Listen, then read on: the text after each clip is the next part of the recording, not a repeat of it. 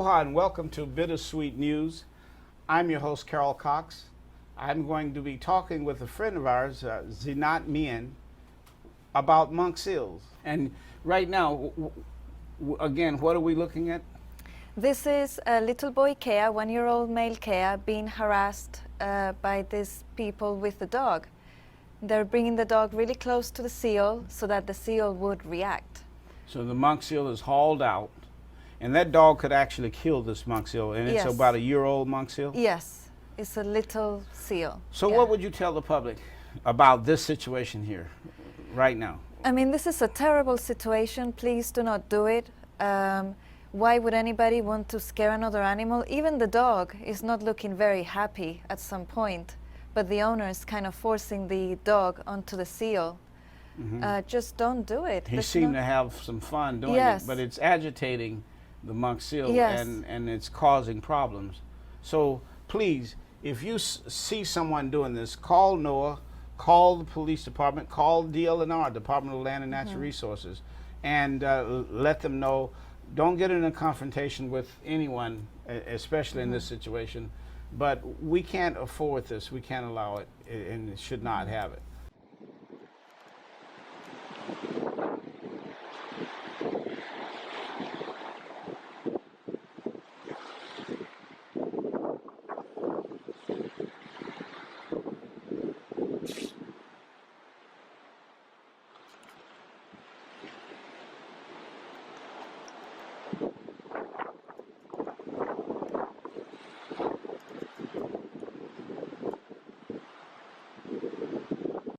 I noticed that there are other volunteers around in Hawaii, but I didn't see any in this shot. No. Are they? Does NOAA have 1,000, 10,000 volunteers, or what? How many do they have? I'm not certain of the numbers. In my experience is that they have about 20 active volunteers. So, and they're not always there. Then we have problems with the volunteers. For example, when I go out on the beach, I observe sometimes, and I watch some of the most confrontational people, and they agitate and they disrespect the public's right. And I'm bothered with these huge fences and posts and stakes, and their signs, Zini, says that no pictures, no flash, no talking. But yet I see the volunteers with NOAA pounding stakes and ropes, and what's with that? They do. I'm not sure. I don't know. I can't say why they do that. There are other ways of putting things on the floor, but other than pounding them in. There are other ways. But why do that anyway when, in fact, for example, I observed many occasions, but one day it was just so humorous. I start to feel sorry who was smarter, man or the monk seal, because there was this mother with her pup, and she had hauled out, and of course there's this huge fence, and now of course the fence is in theory going to keep people away. Yes. Okay, keeping their distance. But then the seal gets up, goes back into the water, swims for a while as they normally do to train their babies or their pup, and the fence is here. She decides, I'm not going to go back in there again. Yes. She decides to go on the outside and haul out. Now all of a sudden there's this frantic hurry and scurry to pull up the stakes and run over here and readjust the. Yes. Why do that? I mean, it seems such a wasteful thing to do for time-wise. It kind of does. So I understand the need to put something for a mom and a pup, but I'm sure there are better ways than how they're using right now. And I do not agree with them either, pounding things on the sand. I mean, if anybody puts the head on the sand and have somebody pounding something next to you, that's incredibly uncomfortable. And I observed 2 years ago when that tropical storm came at the end of July, they had to take the nets down very quickly. They upset both the mother and the pup.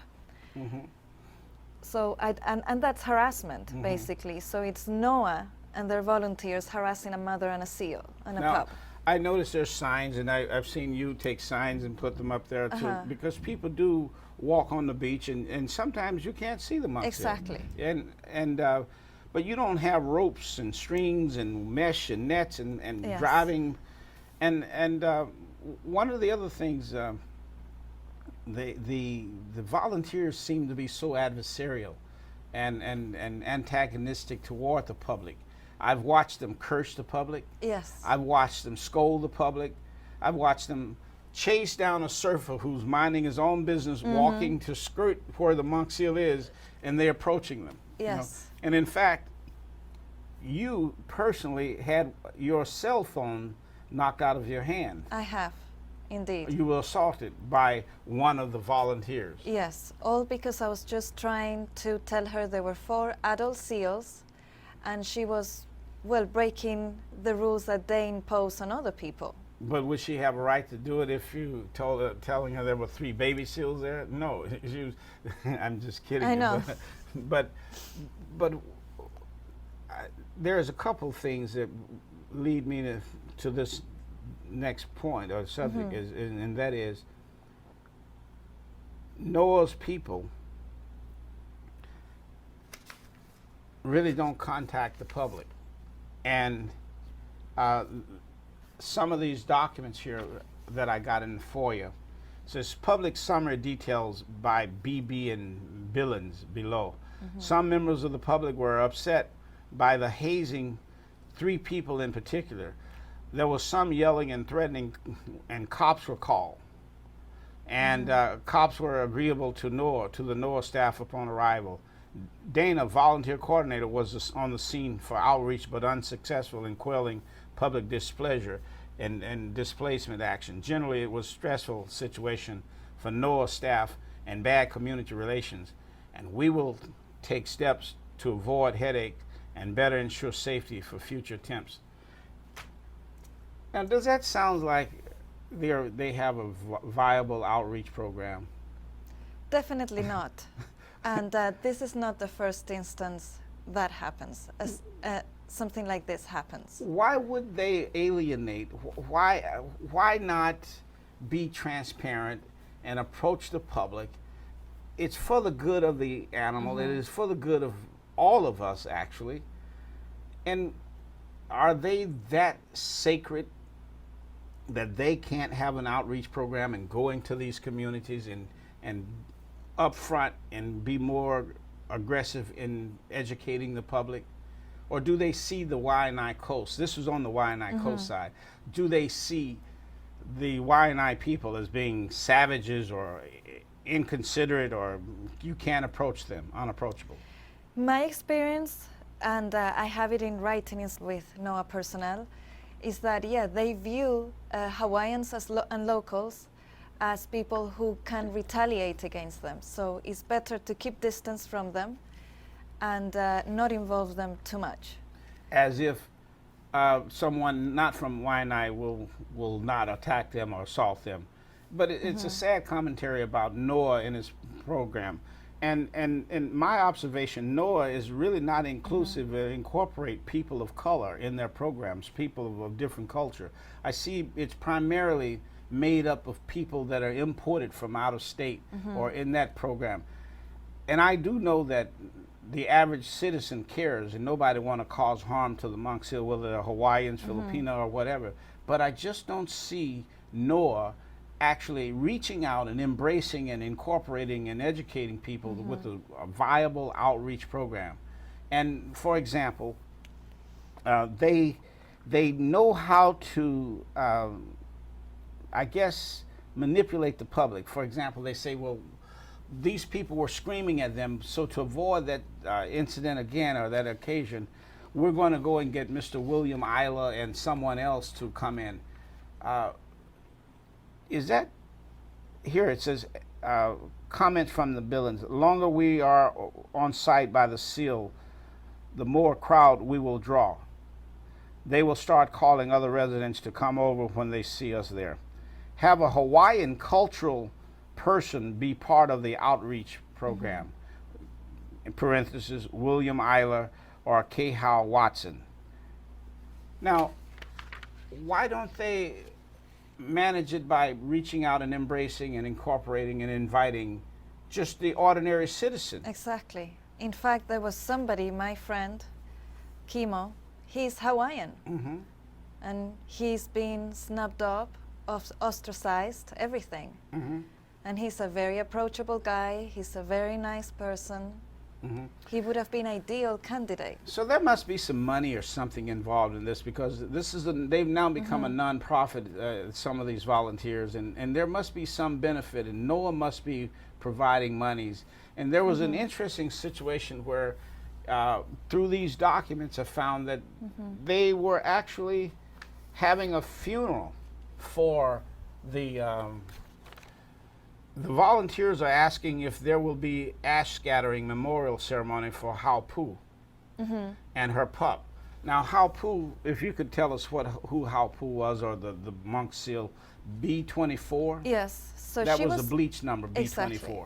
She was a young seal from Kauai. She was about 5 years old, well, 6 years old now. And she came from Kauai to the island of Oahu. She liked Oahu.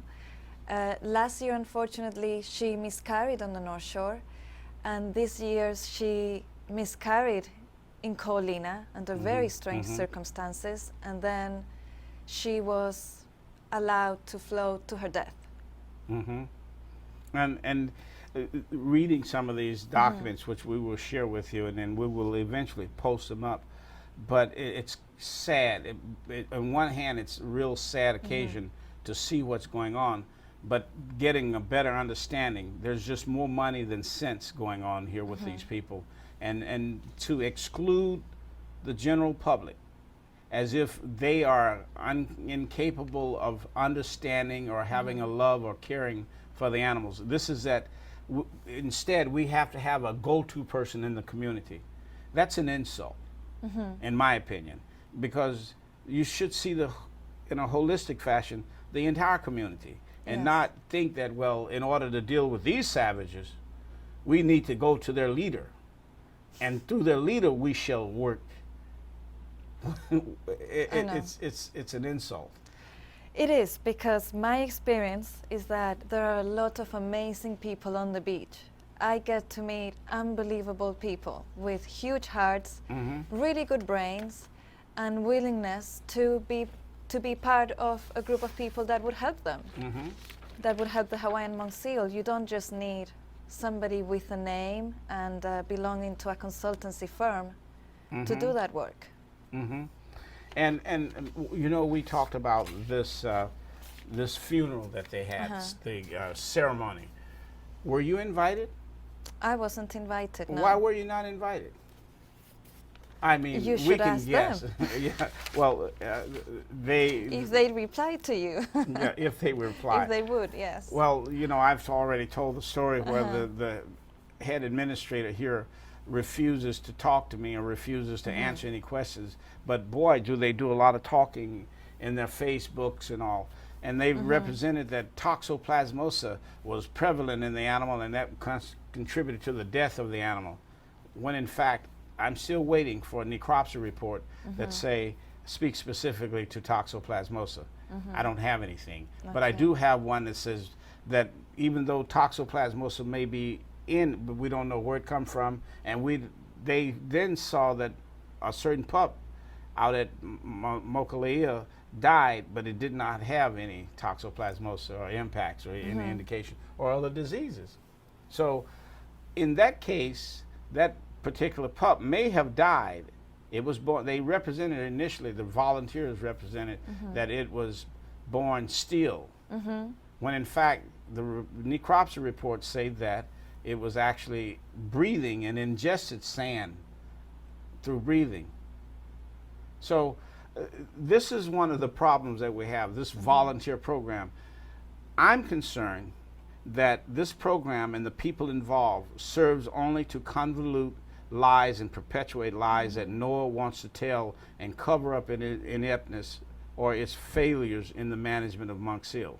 Now, I don't know if you agree with that or don't bother to solicit from what your opinion is, but it's been my observation. And I'm able to draw that conclusion based on the many documents and how I see, and the mere fact that they brush you aside, and one of their volunteers, who's quite active, was at the time, I don't know what her status is now, but she was quite prominent, had a prominent role Pretty in much. that program. Pretty much, yes. Did you ever get a letter from NOAA apologizing? I have never received any apologies from anybody, not even the Mont Seal Foundation, even though I was in touch with the Mont Seal Foundation.